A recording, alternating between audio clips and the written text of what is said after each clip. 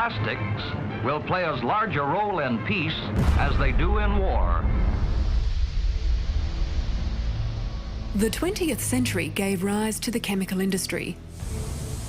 It has revolutionised our world and transformed the way we live. After the Second World War, there was a sudden burst of activity in the chemicals industry, and the environment has become flooded with new chemicals. Over 80,000 chemicals are used in everyday products. We handle them. They're in our water, our food, and in the air we breathe. It's impossible to escape them. But now there's growing concern that these chemicals are not safe. There's no requirement to show that these chemicals are actually safe before people are exposed to them. We basically, in the US, consider chemicals safe until proven otherwise. Experts believe the rise in the use of industrial chemicals is linked to issues like lower IQ, cancer, and reproductive problems. So, without adequate testing of the safety of chemicals, are we in the midst of an uncontrolled human experiment?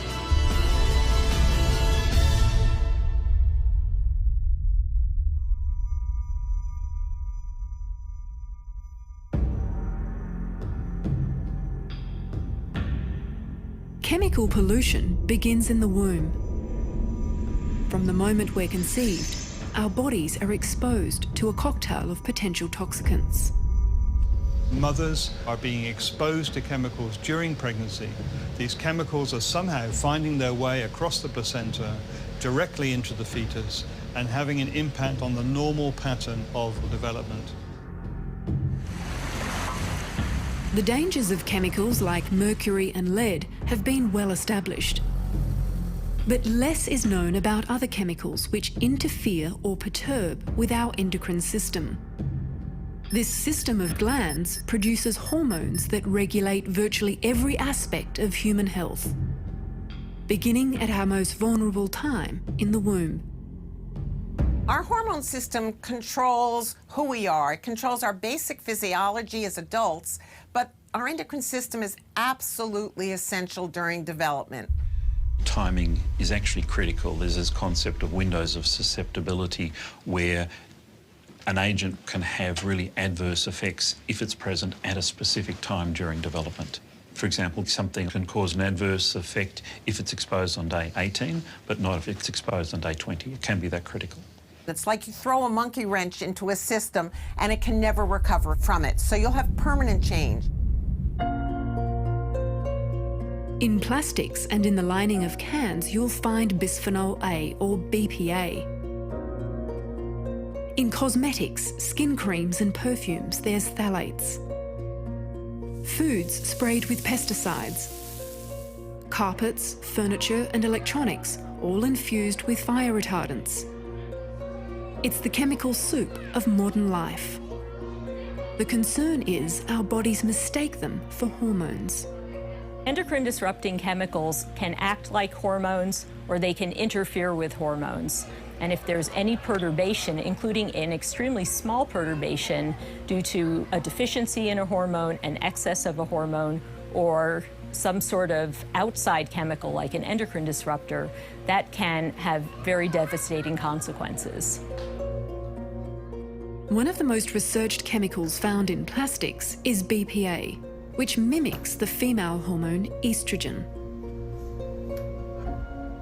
This is the estrogen molecule, and it binds to the estrogen receptor, rather like a lock and key, switches on the receptor and carries out the estrogenic properties. BPA, the molecule below here, you can see has very similar sort of structure.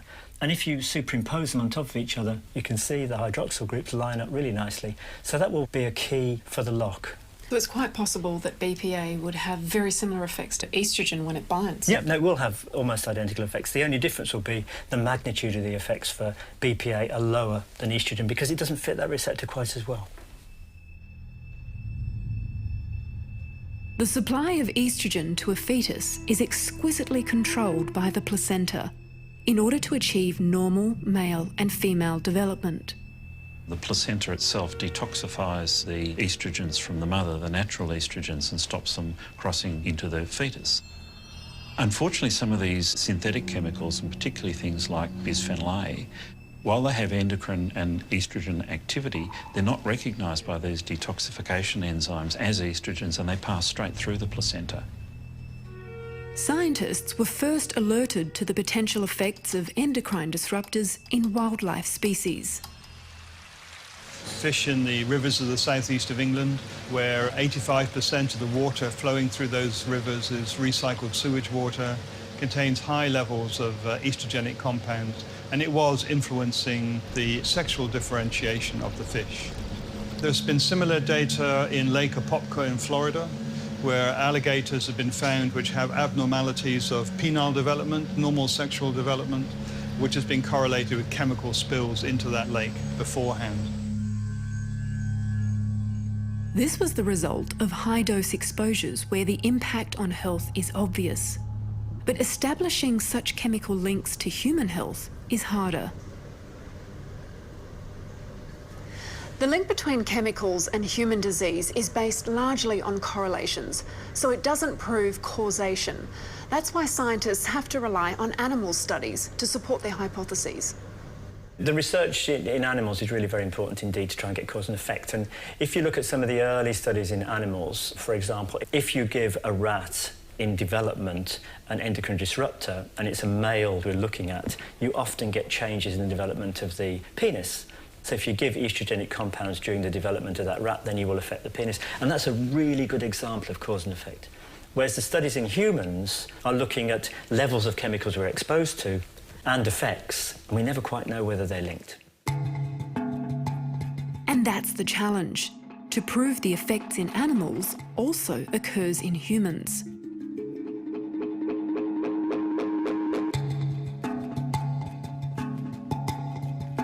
There's something that has been termed the testicular dysgenesis syndrome, and this includes things like hypospadias, which is where the urethra does not exit at the tip of the penis.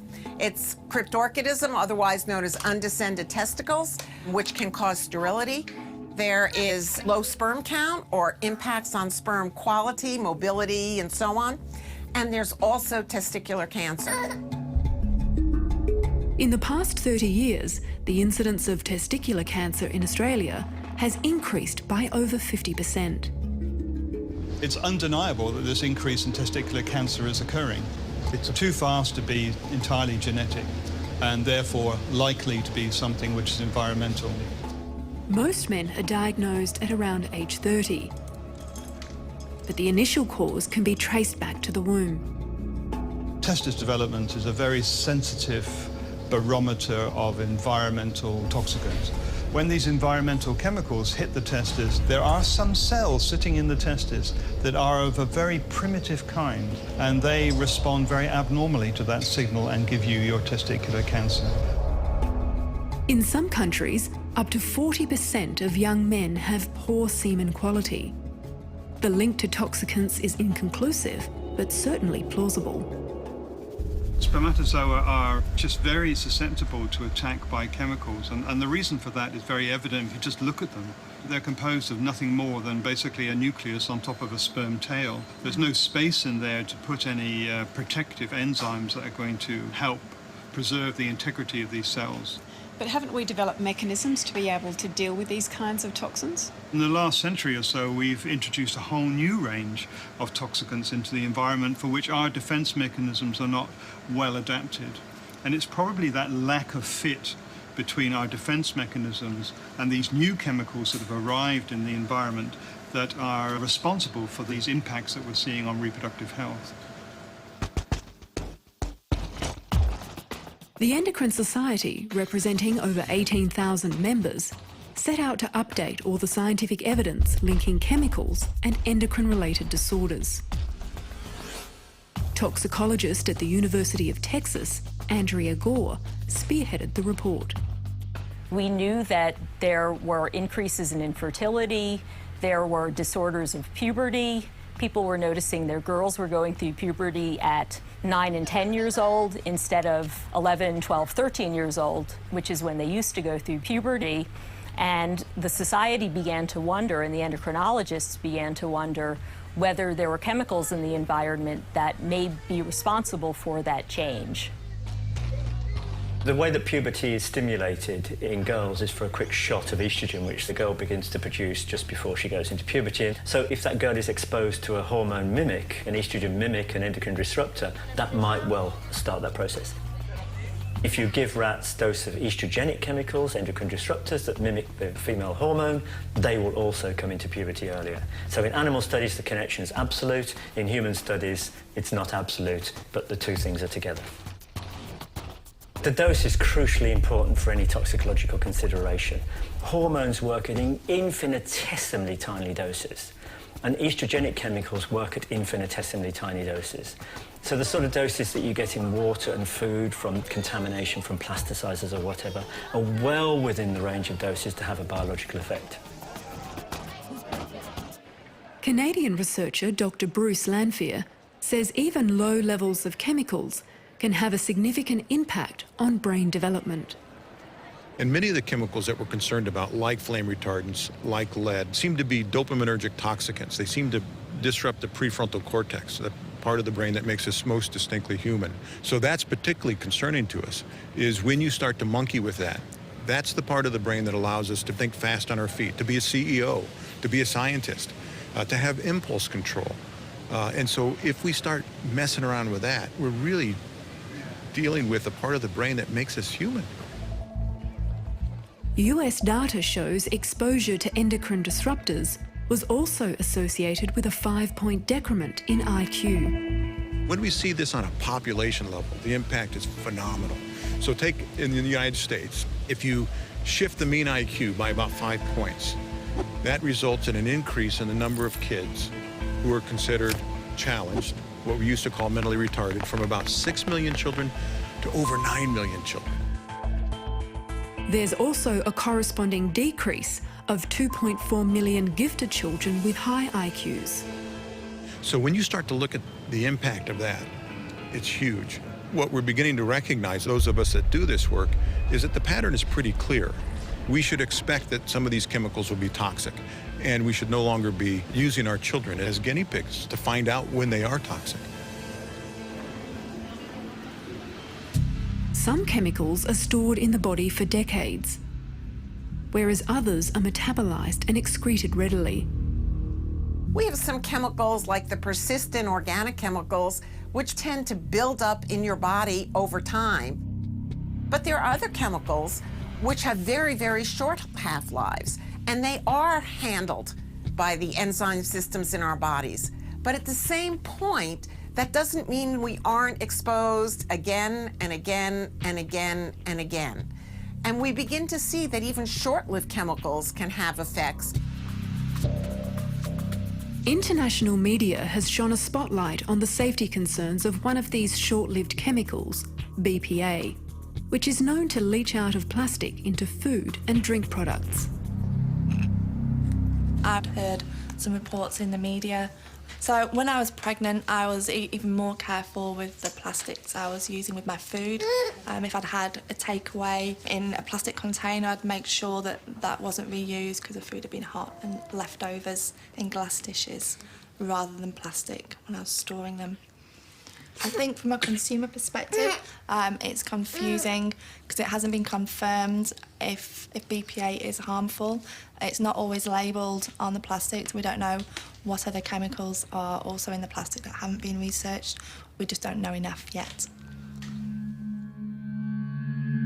We don't necessarily know about the chemicals we're exposed to because there's no requirement on manufacturers to list all of the ingredients in products. There's no requirement to show that these chemicals are actually safe before people are exposed to them. The chemicals that are used, for example, to make a water bottle don't need to undergo the same kind of safety scrutiny as a chemical that goes into a food product. Because making a water bottle, you're not intending for that chemical to get into the water. The problem is that it does get into the water through leaching. As plastic degrades, like when left in the sun or put in dishwashers or microwaves, there's an accelerated leaching of plasticizers into the food or drink. One of the most avoidable exposures that people are not as aware as they should be is heating food in microwaves in plastic containers. You can put them in Pyrex or glass containers. They're not going to have the same problem. Heating baby's milk in plastic bottles in a microwave is completely unnecessary. If you are going to heat it, don't put it in the plastic bottle. Children's books with recycled paper are full of plasticizers. We think it's quite cute that kids chew on their books, but you don't realise that they're actually exposing themselves to these plastic products quite unintentionally. The heat-sensitive paper in the cash register receipts are full of plastic products, bisphenols and phthalates.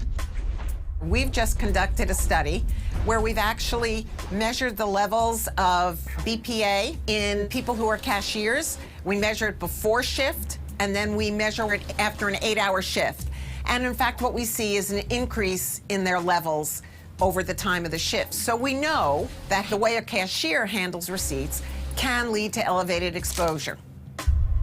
It's still not clear whether this level of exposure poses a health risk. Author and TV presenter Sarah Wilson has spent the last few years trying to minimise her exposure to chemicals. So what started you on this journey? Well, 4 or 5 years ago, I found out that I had a pretty bad endocrinal issue, an autoimmune disease, and I knew that these endocrinal disruptors, were playing a part, or at least the science was pointing in that direction. I'd also come off the back of working in television quite solidly for a couple of years, where I was being slapped on with, makeup and hair products and so on. And I thought I should probably look into this. It prompted Sarah to make some significant changes to her daily routine. I've cleaned out my cosmetic case. I keep to single ingredient items wherever I can. I simply use less of those kinds of products. I find that I just don't need to use them as much. My cleaning products, I've changed a lot of those. I avoid canned foods. I avoid plastic containers. Shampoo is another area where I've made a difference as well. I use, sodium lauryl sulfate-free shampoos. I just figure wherever I can make a difference and it's not a big palaver, I might as well do it. Do you think it's made a difference? My skin has improved and my hair condition has changed as a result of not having all of that silicone and guff on my face and in my hair. Sarah and I have sent off some blood samples to compare our level of endocrine disruptors. Has Sarah's changes made a difference? We'll reveal the results later. Recently, industry has responded to concerns. In Australia, for example, there's been a restriction of 1 phthalate in products used by infants up to 3 years of age. Also, many products now boast they're BPA-free. But are these products actually safer? What you're not told is that they have other bisphenols in them, other agents like bisphenol S, bisphenol AF, bisphenol B, and the health effects of these are starting to become known as well. On January 1 this year, France introduced legislation to suspend the use of BPA in packaged products that come into direct contact with food. But industry groups are fighting back and calling for this ban to be overturned. Recently, the European Food Safety Authority has temporarily lowered the safe limit of BPA from 50 micrograms to 4 micrograms pending further studies. They estimate this is still 3 to 5 times lower than the highest daily exposure. I think that level of 4 micrograms is rather an arbitrary number. There's really good evidence in the laboratory that levels of exposure much lower than 4 micrograms have effects on the developing brain, on the developing mammary gland, and may relate to mammary cancer, on the prostate gland, on the thyroid gland. So I do not believe that if a chemical is an endocrine disruptor, it can be considered safe at any level. You go back, the same statement was made about lead. The same statement was made about mercury and PCBs and PBDEs. Time and again, it's the same story. They don't know. And you've seen this before, right? You look at study after study, we don't know, we don't know, we don't know. Now this is harmful. So you disagree with the regulatory bodies? Yes.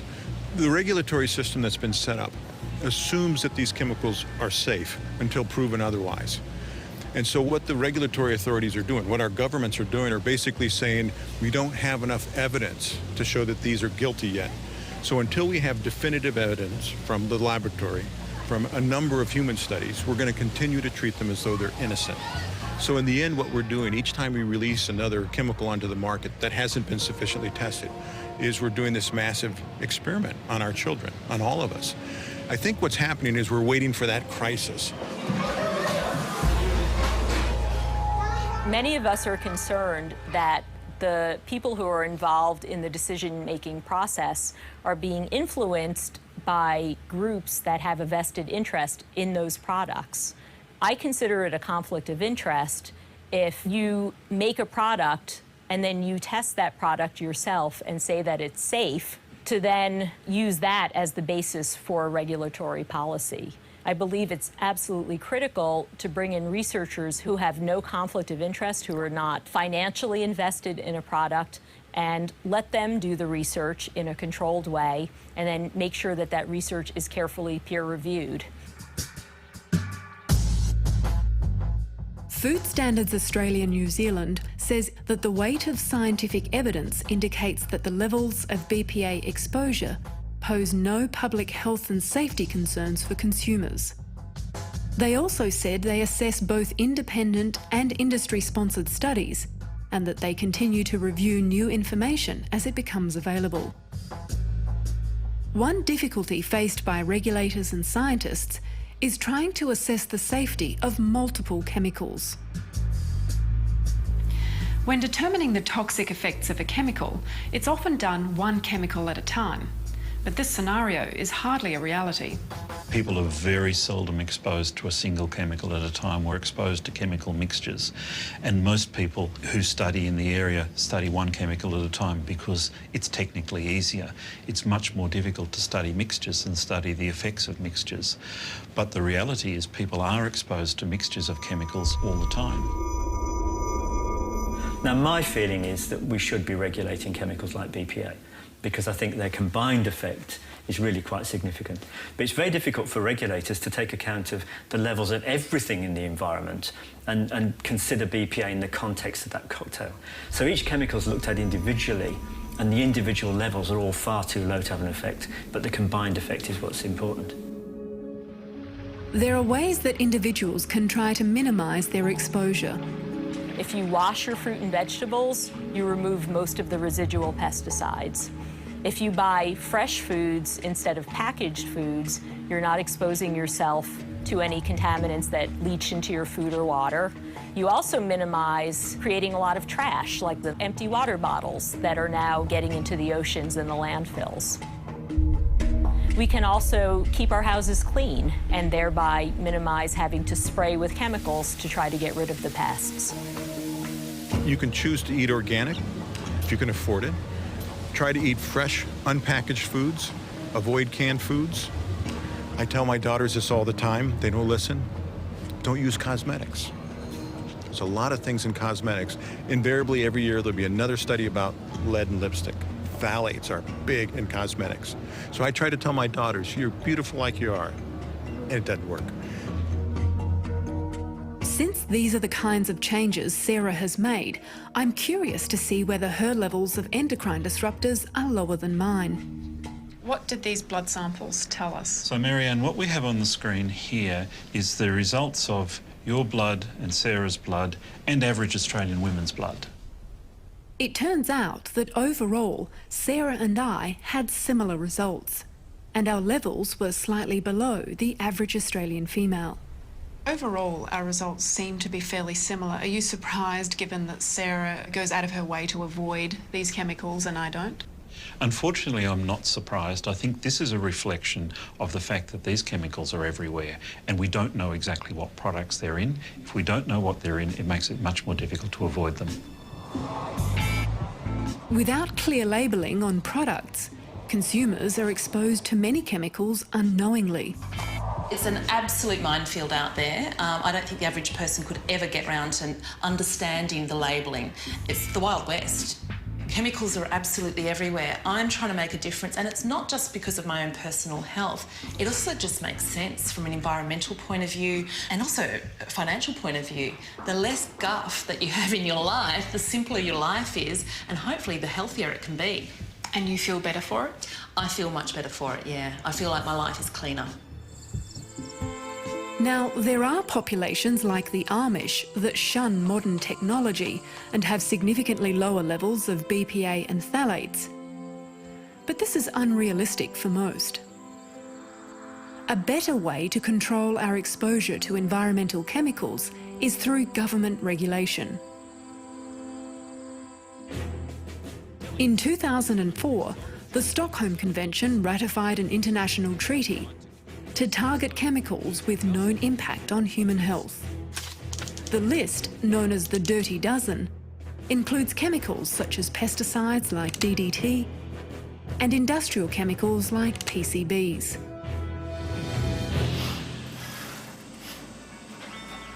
For more than a decade, this lab in Queensland has measured the level of these chemicals in the Australian population. They found that the levels of DDT have decreased by more than a factor of 10 since the 1970s, while some brominated flame retardants in children have decreased to less than half the concentrations 10 years ago. You can really see that the Stockholm Treaty works because it really led to the decrease of these chemicals in human serum in Australia. So it's a good news story. That's a great story, and I think it shows that regulation works. So is it possible that these chemicals might be substituted with others of unknown safety? There's definitely a chance. I think that's what happens, that when you regulate one group of chemicals, the industry sees a need to replace it with some other chemicals. And so the way chemicals are regulated and considered to be safe are not bulletproof. It's almost like a human experiment. Unfortunately, yes.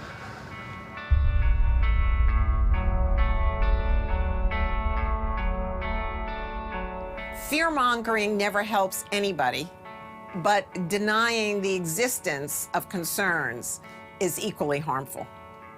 I strongly believe that you have to act when you have concerning information in the absence of certainty, because science is rarely ever 100% certain.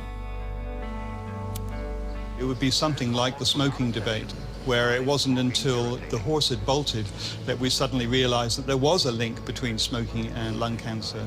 The data was there suggesting this many decades before, but we were very slow to react to it. We don't want to be slow to react to this because reproductive toxicants are something which are going to impact upon us all. I don't think future generations will forgive us if we turn our back on this information and do nothing with it. If you accept that the lag period between early life exposure and chronic disease in later life might be 50 years or so, then we're exposing generations of children and people to problems. Now, we know that these chemicals are already in people's bodies. There's enough evidence to suggest that they are harmful and that there's no benefit for them being there. So it makes perfect sense to me to act now rather than waiting for 50 years till we get definitive evidence. For more information about chemical exposure, visit our website. Connect with Catalyst on Facebook, Twitter, Instagram, YouTube and our website.